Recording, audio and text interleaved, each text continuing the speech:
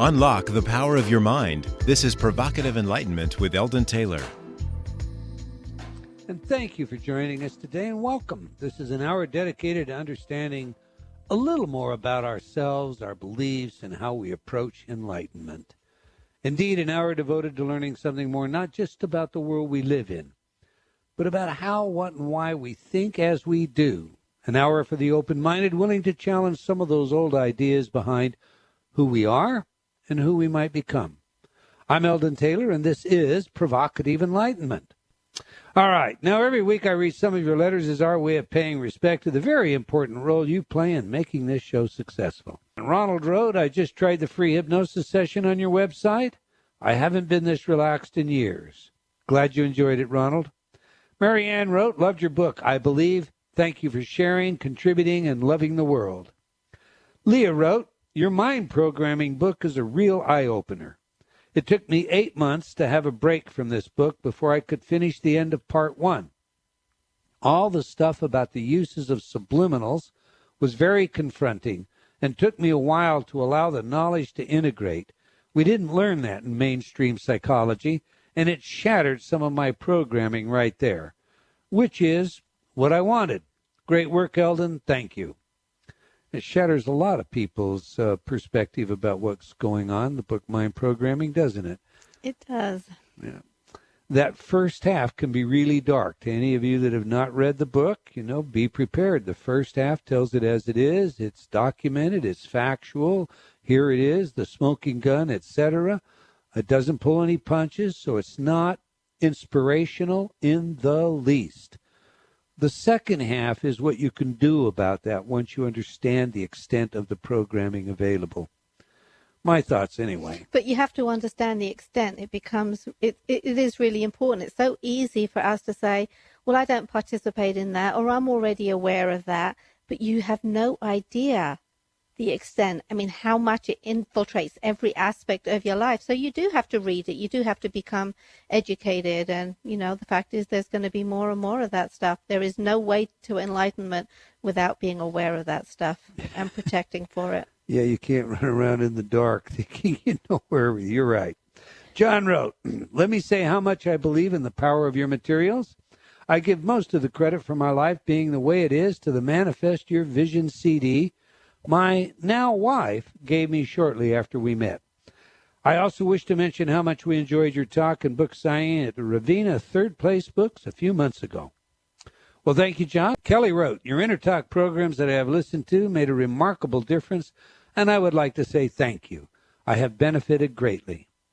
Mr. B wrote, may I take this opportunity to congratulate you on the excellence of your InnerTalk CDs. They really do work, as I discovered to my delight. The CD in question is Weight Loss Now, which I purchased from you recently. The instructions were quite explicit, so I followed them to the letter, with the result that at the end of the second day's playing, my passion for plain chocolate digestive biscuits, your favorite, I believe. He has to be British. Okay. I mean, I prefer the milk chocolate digestives. Okay. Love it. He continues, my passion for plain chocolate digestive biscuits had vanished, and I have not eaten one since. However, the best news is that I have lost 7 pounds in weight in 2 weeks of playing the CD. This must be the easiest and strain-free method of losing weight in existence, and I wish your company the greatest success in the future. That is an amazing testimonial. If you haven't tried McVitie's digestive biscuits, you haven't lived, and if you can resist them, yeah, there's a testimonial for you. No comment. Allison wrote, I purchased the Freedom from Jealousy CD a couple of months ago. I listened to it for about an hour a day and found that little things that used to irritate me no longer do. I would get jealous of other women if I considered them very attractive. This does not happen anymore. I even try to put myself in positions where I used to get jealous to see what happens.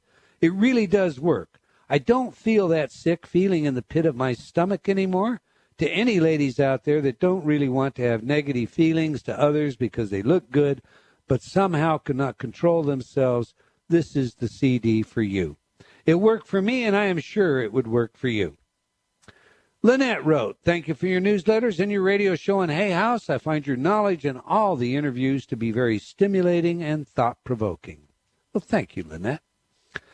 And Georgina wrote, "You have made my world better. You have raised my awareness in unimaginable ways. Your books, What If and I Believe, spoke in parts of my heart. It has been a long, long time since I have had a role model, a person I can look up to and puts a smile on my face. I am sending you my love, blessings, and deep appreciation. The world is so much better with individuals like yourself in it. Namaste, Eldon Taylor. Keep your love and wisdom." Well, Georgina, I am honestly humbled by your words, and all I can say is I'll do my best to live up to them. Thank you very much. All right. That's all the time we're going to take for letters today, but I do invite you to opine by sending your email to Eldon, E-L-D-O-N, at eldontaylor.com, or by joining me on Facebook. We can't get all of your letters on the air, but they do definitely impact our programming. And once again, I thank you for your feedback and continued support. We know that this show is successful due to you. Now to today's show, a show that was supposed to be all about mindfulness and a mindful nation. I was really looking forward to this show as well. But our intended guest, Congressman Tim Ryan, was unfortunately unable to make it today, and his offices very nicely asked us to reschedule his appearance. So, of course, we shall accommodate that request. All right. If you're a friend on Facebook, then you know that we're going to try something all new today. We're going to do something I've wanted to do for some time. We're going to go to open lines. Now, so that we stay somewhat on message, our main topic shall be miracles and mystical mindedness.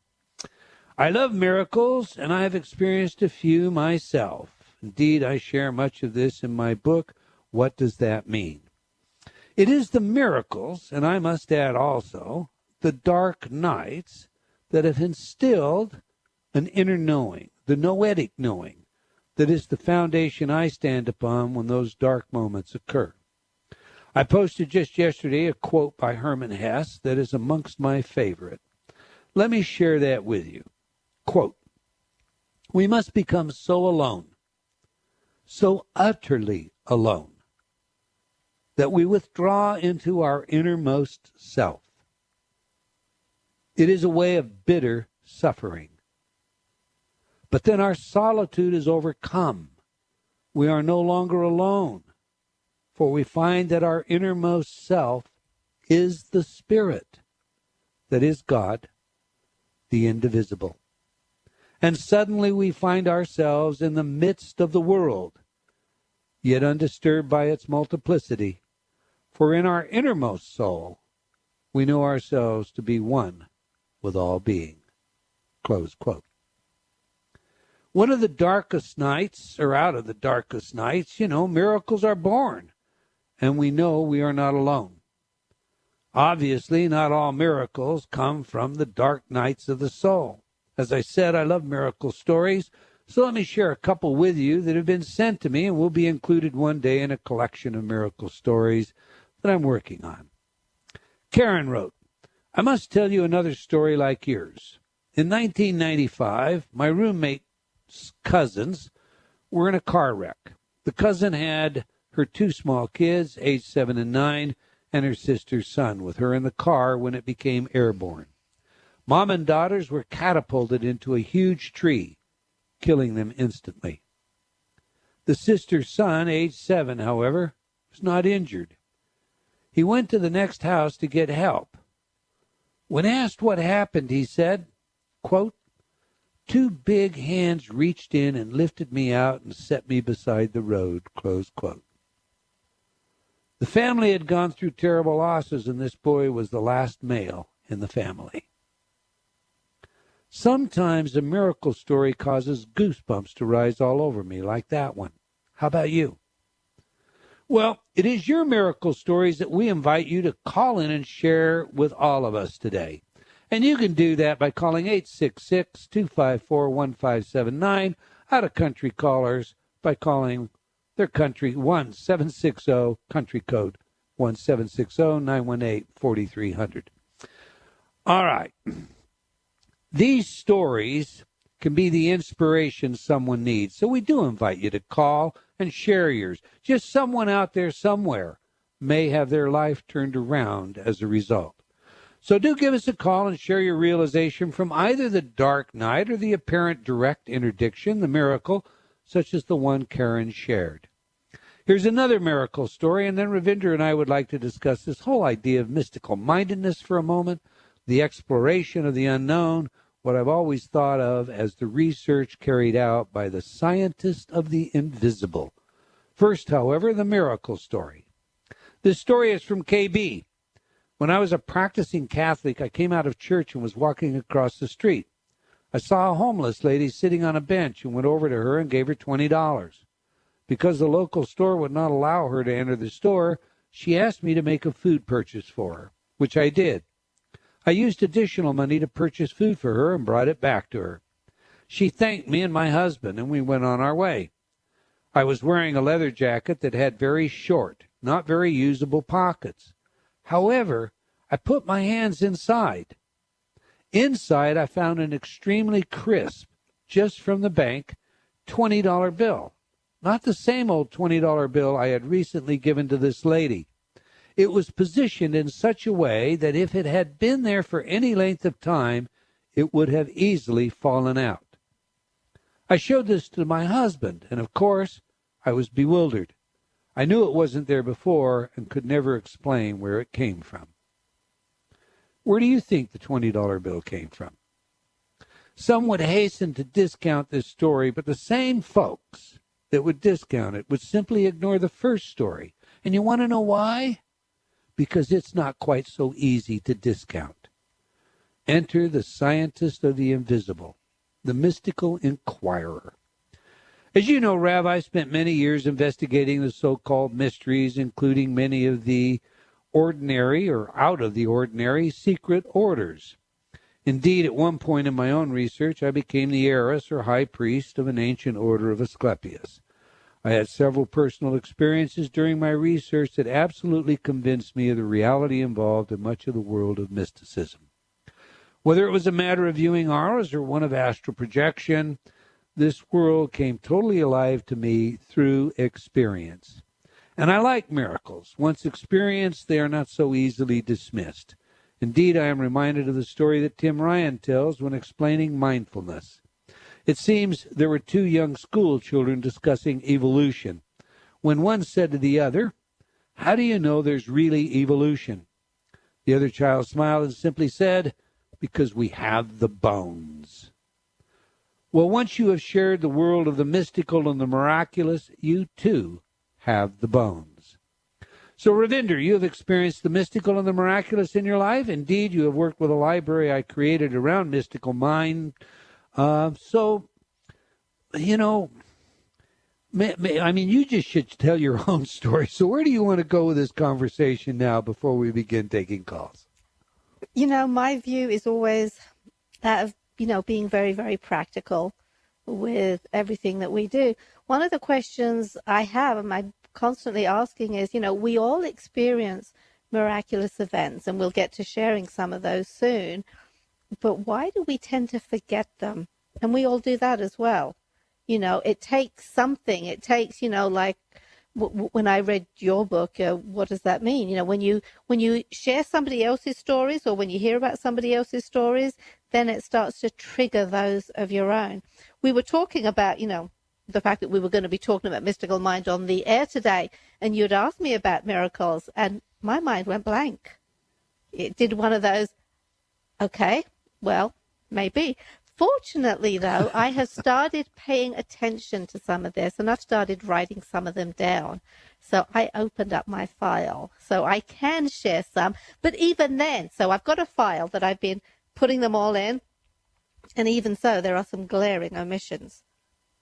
True. And it's like, why do we do that? But what because we can't accommodate it, because we can't rationalize it, because we have been taught that we need an explanation for everything, and if we can't explain it, we ignore it. And, I am convinced, and that everyone experiences extrasensory or out of the ordinary, non-explainable. That's probably the best way to say it. Non-explainable events in their lives, and they dismiss them. They dismiss them because they can't explain them. or they hide from them because they feel odd and no one would believe them if they did tell them. Continue. I did not mean to interrupt. But the practical side of it is, what do you do with the information? So I think the more you pay attention to the fact that miracles do happen to ourselves and to others around us, the more you pay attention to them, the more they occur. And to me, the mystical mind, your collection, mystical mind, we're talking about how to access that, not accidentally, but at will, so that you choose to access it and you choose to obtain information. And I've been doing some of this work for a heck of a long time, and I have worked through your collection exactly from cover to cover. And I get those spells where I'm regularly having mystical experiences. I've shared 2 with you just the last 2 nights. Mm-hmm. These are not dreams. These are not things that I plan to happen. But just as I'm falling asleep, which is when I do the bulk of my work, sometimes I access that place that's right down the center, and I can ask the questions that I want. I get told bits of information, things start to come together, and I start to learn how to make things all, more practical for me. Why am I here? What am I supposed to be doing? It's easy to have these ideas about it's all an illusion. We're supposed to get back to oneness and all of that kind of stuff. But I don't really buy into that. I think we are here to do something, and it's not necessarily something huge and big. It's to learn more. It's to taste the chocolate and to, educate ourselves more in whichever direction that we're looking in. And for me, that is mysticism. I focus on that. So you are the scientist of the invisible. I know this. As a young man, I was very left brain. And as far as I was concerned, Freud had it right. Religion was a sugar-coated neurotic crutch. And if it hadn't have been for events in my life that were completely unexplainable, that they're just, to this day, science has no way of objectifying public situations, not private. For example, the train accident. Anyone and everyone that has read my books knows that when I was a young man, I was in an automobile that was crushed, literally, by a freight train that had over 100 cars on it and was doing over 100 miles an hour. The passenger in my car, Connie Bennett, had to be cut out of the car. While they were cutting her out of the car on the passenger side, she, of course, was asking for me. She had her hand on my leg all the time or at the time, I should say, the train hit the car. I found myself, on the other hand, standing in a field, looking back at all of these emergency vehicles. And that period of time between the train hitting the car and all the emergency vehicles, et cetera, arriving and cutting Connie out of the car and getting her into the ambulance had to be at least a half an hour. That period disappeared to me. I'm just standing in the field, and I'm suddenly looking, and I become aware that, is she hurt? What happened? What's going on? And to this day, I have no explanation for that. I shared this story on Coast to Coast, however, and as I told the entire story, it's a much longer, full story, but as I told the story, there were some reverse speech analysts that were recording it, and they evaluated that reverse speech and sent me the results. And in reverse, and of course you and I, study that, in reverse, I said, light is elastic. When George asked me, how'd you do that? I said, I have no clue. In reverse, I said, light is elastic. To this day now, I am working on what does light is elastic mean? And I discovered that there is a whole branch of physics working on the same thing. I want to remind you to like our Facebook fan page for Provocative Enlightenment Radio. As a fan, you'll always know where we are and what's on next. And I would also like to invite you to join me on Facebook while you're there. I promised that we would go to your miracle phone calls. And so I'm going to remind you again, we want you to share your stories with us today. You can do that by calling 866-254-1579. That's toll free if you live in this country, America. Out of the country, remember, dial your country code. then 1-760-918-4300. Are you ready to do this, Ravinder? Yeah, I am. I am. All right, because I'm going to ask you about your miracle in a minute. Let's go to Connie in Albany, New Jersey. Is that Albany? No, it's Asbury. Connie, welcome to Provocative Enlightenment. Hello. You have a story to share with us today? It's a wonderful joy to speak with you, Eldon. Can you hear me all right? I can. You're coming through loud and clear. You sound very energetic for that matter. I love it. Like Ravinder, I've had a string of, I would guess, mystical experiences since 1994. It happened when I started meditating through menopause. Every night at about 1:55 in the morning, I would wake up in hot sweats and flashes, and I started meditating to help me get through the night. And I would meditate from, say, 2 o'clock in the morning until 5:30, until my husband and I awoke. Or I was up the rest of the night, but he was sleeping. I was meditating. So after about 6 months of that, I became really good at meditating. It was like being a monk on a mountain, I guess.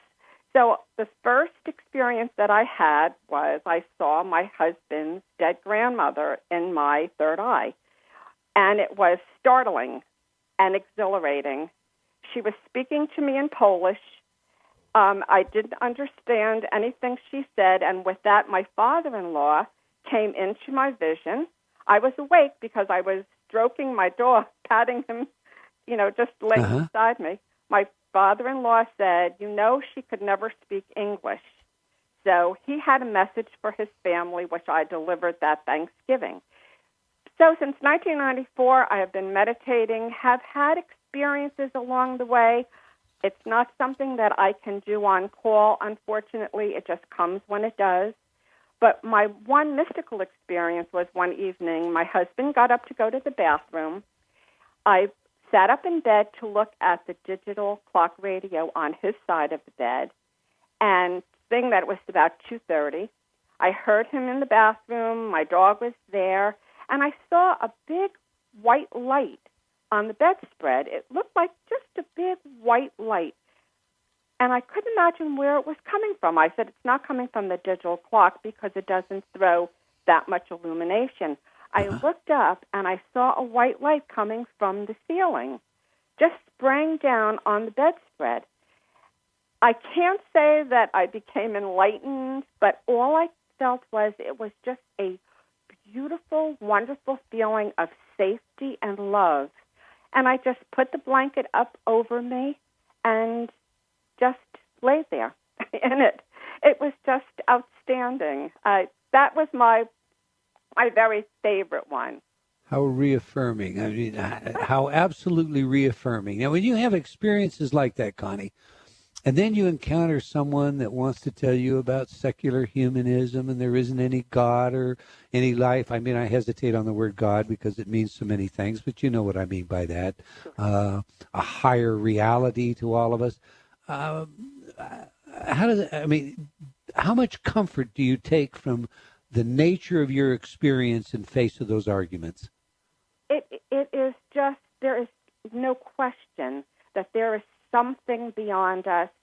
When I had these experiences, being a Catholic, of course, I went to the Catholic Church, spoke with my spiritual director, and I thought, I'm going crazy. It's not something that normal people do or receive. And my spiritual director, quite by surprise, she said to me, you've been given a gift. Now you have to find out what to do with it. Of course, it's been years, and I still haven't found out what that is. But she said that in Catholicism, instead of meditation, it's called contemplative prayer. And people have had visions for centuries. So it's just not uncommon, but it is comforting knowing that there's something beyond the me. And it is quite beautiful. And the manifestation that you've seen defies explanation outside of the metaphysical explanation that you just provided. To me, that is what I refer to as the bones. That's That's when the smile comes over your face, despite the logistics or the effectiveness of an argument that would go to the contrary, that there is any such reality. That's when the smile comes over my face, and I would imagine it comes over your face too. It's like somebody's saying, "There's no such thing as laughter in the world." Oh, absolutely. It's so true. You said it eloquently. And I would love to share your story if you wouldn't mind sending me an email, kind of recapping it and giving me authorization to do that in the collection that I'm working on. I would love to. I've been researching on thinking that it's the mind's adaptability. I read Dr. Oliver Sacks' The Mind's Eye. Yes. He wrote where people are blind and they see these visions when one of the senses shuts down, something else takes over. Mm-hmm. So I have been on research of this forever. I call it dreaming awake because it's like dreaming. I see people in places just like a television screen. It's just quite incredible. My only drawback is that I can't do it on call. I would just love to be able to say, well, I'm going to close my eyes, and in 15 minutes I will see this and that. It doesn't happen. It's sporadic, but when it's there, it is quite exciting. Dreaming awake. I love that. I will definitely email you, Eldon. It'd be my pleasure, and I thank you very much for taking my call. Indeed, my pleasure, Connie. Thank you for calling in and sharing with us. Oliver Sacks, one of my favorite authors. Oh, he's fabulous. Yes, he is. Thanks, Connie. Thank you. All right. Dreaming awake. I like that. That's a powerful metaphor when you think about it. You've had a dreaming awake experience, but we'll come to that in a bit. Let's go to Jackie from Salt Lake City, Utah. Jackie, welcome to Provocative Enlightenment, and tell us your story, please. Hi, good afternoon, good morning. This is Jackie. This is a great story. How are you both doing today? We're doing fantastic. And again, you're like Connie, you've got a lot of energy in your voice. I like that. I am so excited. This just happened to me. I was going to relate another story, but when I was listening to you earlier, you and Ravinder were talking about miracles, and you're, speaking about when you're in Utah and you ended up in the fields instead of being crushed by a train. Right. And then Ravinder was saying that how sometimes we just don't pay attention, or a miracle happens, and then you don't remember, or you don't when you're sad, and you just don't bring it to mind. And when I was on hold, I started thinking about that. And I had an enlightenment. I had like an epiphany just on hold that if it's okay, it wasn't what I was going to talk about, but it's something that new that just came up. What has happened when I was 6 months old, I grew up, you know me, I grew up in a military family. I lived in Salt Lake. And my parents put me in the Air Force hospital because I had a cold. Mm-hmm. Well, staph pneumonia went through all the nursery. It killed every baby except for me. And at the time, they didn't give me hope.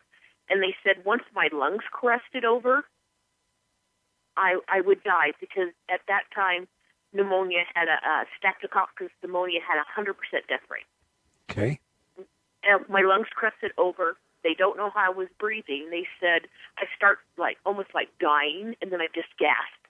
I refused to die, and as you know, I lived. I was the only at that point in '56.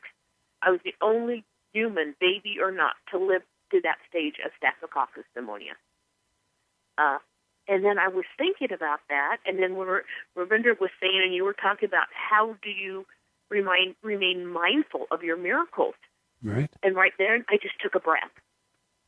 And then, I'm sorry, I don't want to cry. I heard this voice that says, Jackie, you're breathing. You are the miracle. That is wonderful. That is so true, too, Jackie. It is true of every single one of us. We are all the miracle. How is Jackie? Yeah.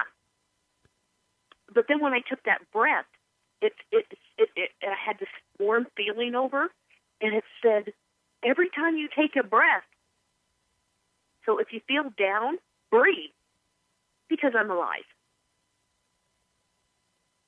And that's so true. I shouldn't be here. You know, I suspect in many ways there's more than just you and I that for all intent and purposes shouldn't be here. And yet we are. I know. And, yeah, I know, because you told me, about your car, and, I met you here in Salt Lake. But when you said that, because I believe, like you believe, there's a purpose for everything. And I always listen to your radio show, but I never call in. But today I decided to call in. And then when I was on hold, that's when I had the enlightenment. Well, that is a wonderful experience, and I'm very, very glad you shared it with us. And, that's, again, if you would be so kind as to jot me a note and authorize me to tell the story, what it was like, that you've just shared with us, 6 months of age, pneumonia that everybody, the first child to survive. I'd love to share that with a much larger audience. Oh, I'd love to, of course. You know that. Anything I can do to help spread the word. All right. I would be more than happy to. You two have a wonderful day, and thank you. Hey, thank you, Jackie, for calling. You remember Jackie? Of course I do. Yeah. Of course I do. All right, Ravinder. Now, we have been holding in abeyance your story. So I'm going to go to you now, and I'm not going to say anything else. I'm just going to let you talk. Fact is, there are lots of stories, and I will share a couple with you. But then I will share something that shows the more practical side of all of this, okay? Because I like the practical. I want to see, what is this going to do for me right now? It's all good and well to share stories, and they feel good, and they prompt you to remember, but how can we take it further? But anyway, a couple of the stories that I have, it's easy for me to think about the stories of things that have happened to you. They always seem big and miraculous, but I have to remember mine. I think one of the biggest ones was the drive down from Big Bear, California, when we were coming up to Spokane. Big time. And we were coming down the back of the mountain. And I rarely ever drove that road anyway, because you always tend to drive. But because we were moving, we had both vehicles, and they were full, and you had the animals, and I had Roy with me. So I'm following you. And we're on our walkie-talkies at the time. Yeah, and pre-cell phone days. Yeah, you had just swerved, and then you said to me, did you miss that as well? And I said, no, because there was a big rock in the road that you had swerved around, and I was unable to miss it. So I heard the bang, but the car felt fine, and so I told you it was fine, and we carried on driving. So it was about half an hour down the mountain, and then through LA, and then up the freeway. So that was about 9, 10 o'clock in the morning that we were driving then. And about 5 o'clock, we decided that's it. We're going to pull into a hotel. It was somewhere in Northern California. Mm-hmm. And then we went into the hotel. We spent the night. The following morning, we're filling up with gas. And I step out of the car, and I look back at the car I was driving, and the back tire was flat. It wasn't flat. It wasn't just flat. That back wheel was totally mangled. There was no tire left. Wasn't rubber anything shredded.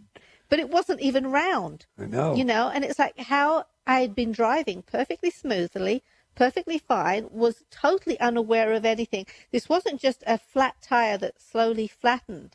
The wheel was it wasn't a round wheel, and you can't drive on the freeway on a wheel that's not round. No, not at those speeds. And the other part of that story is, I had asked that, you be surrounded and protected, and you had done some of that yourself. So, I was flabbergasted. There's no possible way. What you neglected to add to this was the gas station that we drove to. I had the truck and you had the car, was a matter of feet from the hotel. Mm-hmm. Maybe 200 feet, 300 feet. Feet. Yeah, it was not right a mile. in front of it, yeah. Okay. So you had driven that car, shredded the tire completely off of it. The rim was no longer round, and you had driven completely safe for however long into the hotel, got in the car the next day, drove to the gas station and still didn't know that you had a wheel that was no longer round with rubber on it. I forgot about that bit. Yeah. I mean, to me, that's not possible. It's just not possible. In that 200 feet, there's no way you could have lost that rubber. No way in the world. Continue or flatten that rim. But anyway, that is one of those big stories. There isn't any way around that one. The next one that I would share is just really important to me. And, you can tell me what you think about it. But when we had the bookstore, we would have lots of people come in. But I had a 24-hour period where I had 3 different people come into the store talking about psychic children. We'd get those kinds of questions. But, I may get that type of thing once every 6 months, once a year. Someone would come in and say, do you have something on psychic children? This was 3. It was 1 in the evening, the following day in the morning, and the following afternoon. And they were all different. I had the one gentleman come in, and he has 4 children, and all 4 of them were showing psychic abilities. And he wasn't into this at all. I think he was a good Christian guy, and this was totally out of his realm, but all of his 4 children were talking about stuff, so he wanted more information. I had another woman come in, and her child was 4, and she was convinced that this child had these amazing psychic abilities, and so she wanted, information on that. And then I had a third one that was very similar, just different angles. But the following morning, what made this one kind of interesting is the following morning, I'm just thinking about it because it's one of those things I'm just trundling through my head, and I'm getting dressed in the morning and I'm putting my earrings on. Now, the earrings have got these really small backs to them, the little butterfly backs. Right. And the earrings in particular are a pair of earrings that my mom gave me. So they're very, very important to me. And, they weren't cheap. They were real. But they had this tiny back, and I remember thinking I wouldn't want to drop this back because it's so small. But the other thing that most people out there aren't going to be aware of, I am the queen of finding stuff. If anyone drops anything or if anyone loses anything, I can find it. I just have that kind of mind. But I'm putting this earring on, and I drop the back. I watch it fall like it's in slow motion. I watch it bounce on the carpet. I see the direction that it's going in, and I go down, and I can't find it. I search and I search and I search wider and bigger and whatever. After 10, 15 minutes, I give up, and that's not me. And I stand up, and there is the back sitting on top of the dresser. I had watched it fall. I had really watched it fall. I had seen it. And there it was. And to me, that was one of the signs from the universe that I was supposed to be paying attention to this information that's coming in. But when you start training in all of this stuff, then you begin to access it more and more. And the last story I was going to share, I've got to go really fast. I'm getting the sign here, was your story where you started receiving packages they looked like demonic figures that were coming in. Now, you now have the ability. I mean, whenever we want answers to anything, I tell you, go meditate on it, come back and tell me what we're supposed to do. Because these demonic figures were coming in for a couple of weeks. Then eventually you sat down, did your meditation. You said, they're not for me, they're simply coming through me, I was told. 4 days after that, Andy from Taiwan contacted you and said, my son is collecting these figures. We're having the packages sent to you. Please just collect them all together and ship them to us. Your message was, they are not for you. They are simply coming through you.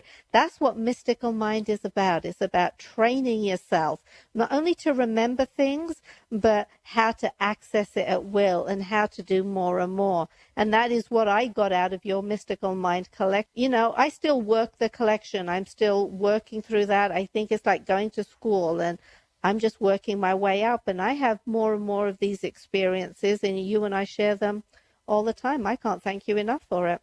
That's my pleasure. In my opinion, and Dr. Christian Enescu, how much I think of him, says so as well, it is my best work.